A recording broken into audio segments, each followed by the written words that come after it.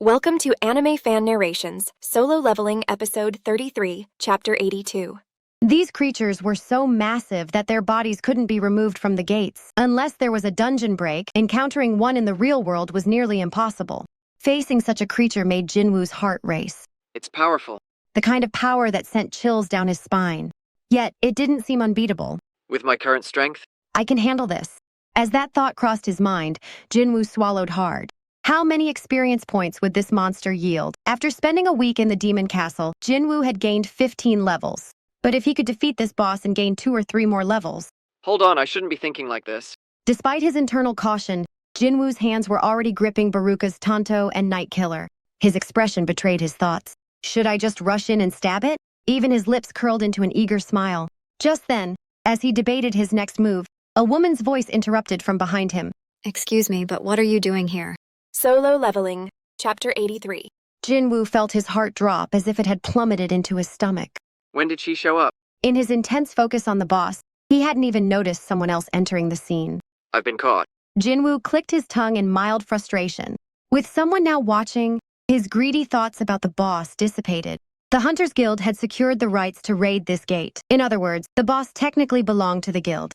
On top of that, if he took down the boss now, the gate would close, causing unfinished work for the collection and mining teams, which would cost the guild significantly. I almost messed up big time. Driven by his desire to level up, he had nearly crossed a line by touching what wasn't his.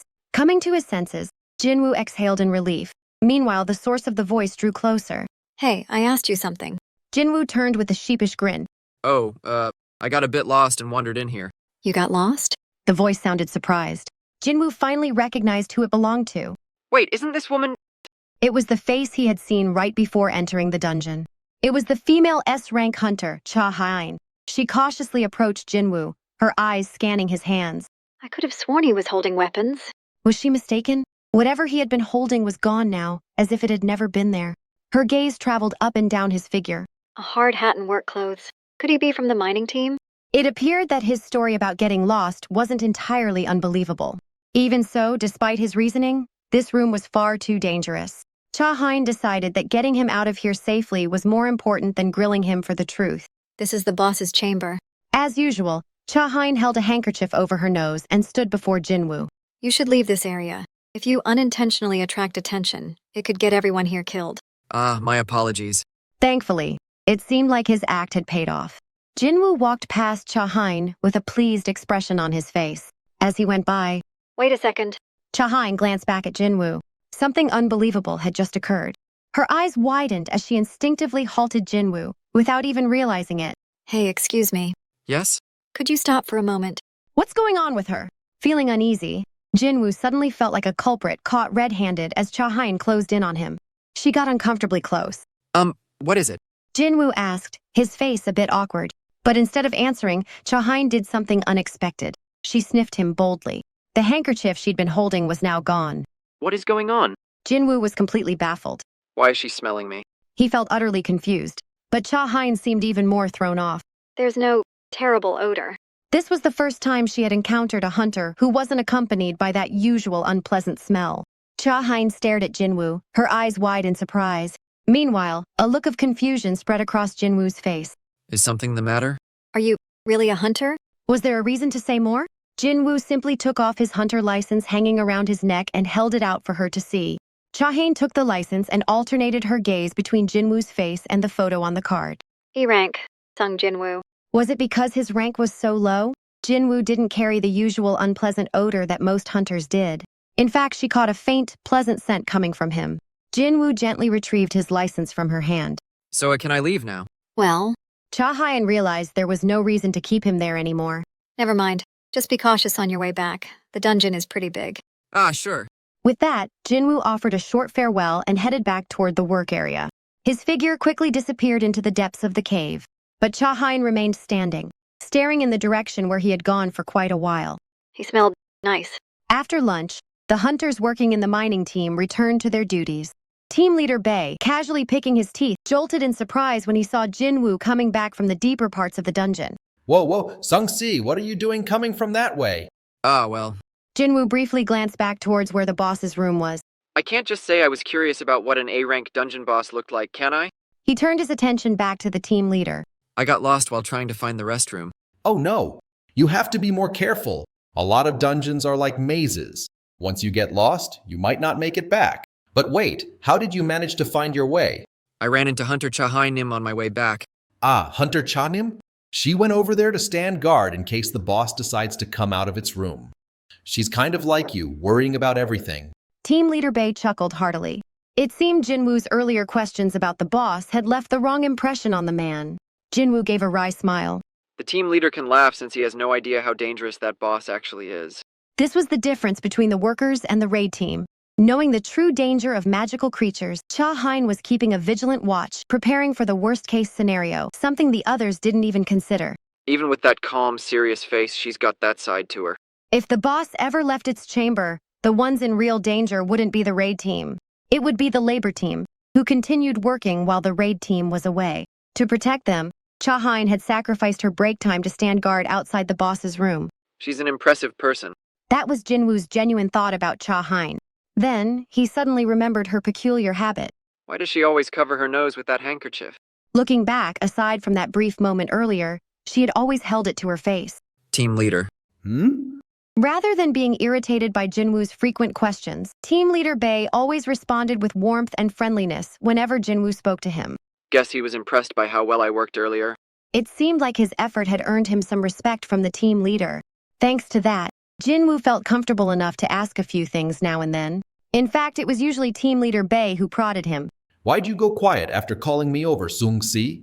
Jinwoo smiled and said, Oh, it's nothing. I was just wondering why Hunter Cha Haein carries that handkerchief with her all the time. Oh, that? She's a bit unique? Unique?